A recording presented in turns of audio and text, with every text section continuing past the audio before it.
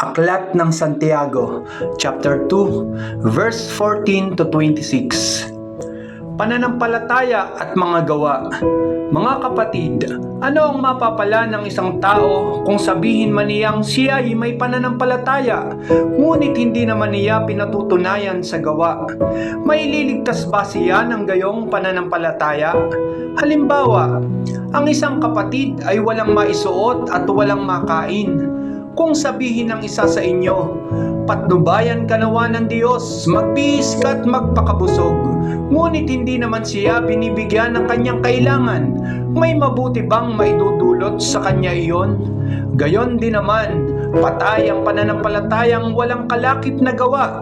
Ngunit may nagsasabi, may pananampalataya ka at may gawa ako. Sagot ko naman, ipakita mo sa akin ang iyong pananampalatayang walang kalakip na gawa, at ipakikita ko naman sa iyo sa pamamagitan ng aking mga gawa ang aking pananampalataya. Sumasampalataya ka sa iisang Diyos, hindi ba? Mabuti iyan.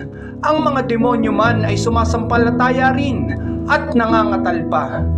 Ibig mo pa bang patunayan ko sa iyo hangal na walang kabuluhan ang pananampalatayang walang kalakip na gawa?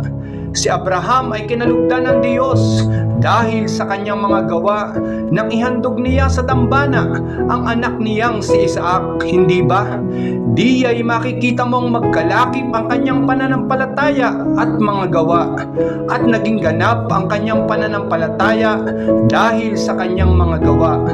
Natupad ang sinasabi ng kasulatan, si Abraham ay sumampalataya sa Diyos at dahil dito, siya ay ibinilang na matuwid.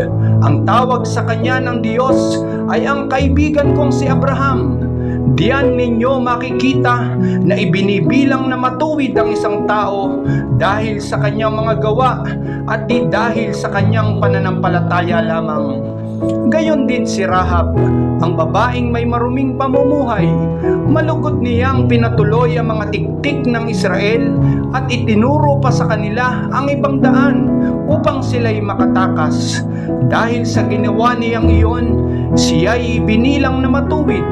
Patay ang katawang hiwalay sa espiritu. Gayon din naman, patay ang pananampalatayang hiwalay sa mga gawa. Amen.